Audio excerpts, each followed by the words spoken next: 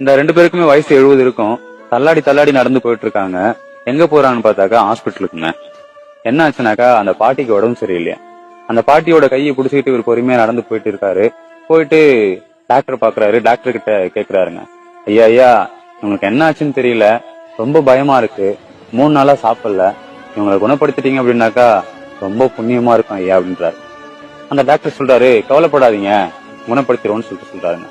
அதுக்கப்புறம் கூட்டு போய் செக் பண்றாங்க. அவங்களுக்கு சுகரு, கொலஸ்ட்ரால், பிபி எதுவுமே இல்லைங்க, நார்மலா இருக்கிறாங்க. அந்த டாக்டரும் செக் பண்ணிட்டு இப்படிதாங்க சொல்றாரு, அவங்க நார்மலா தான் இருக்காங்க, கவலைப்படாதீங்க, அவங்க ஒழுங்கா சாப்பிடல இல்லையா, அதுக்காக நான் சத்து ஊசியும் டிப்ஸும் போட்டு விடுறேன், அவங்கள கூட்டு போங்க அப்படின்னு சொல்றாரு. உடனே அந்த பாட்டி, ஐயா அப்பனா அவருக்கும் ஒரு பாட்டில் போட்டு விடுங்க அப்படின்னு சொல்லி கேக்குறாங்க. ஏன் அவருக்கும் உடம்பு சரியில்லையா?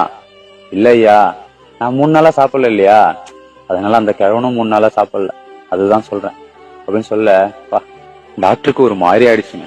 கொஞ்ச நேரம் அந்த தாத்தாவை பார்த்துட்டு, ஏன் இப்படி பண்றீங்கன்னு சொல்லி கேட்க அந்த தாத்தா சொல்றாரு, அவங்க இல்லாட்டி நான் என்னங்க பண்ண போறேன் அப்படின்னு சொல்றாருங்க.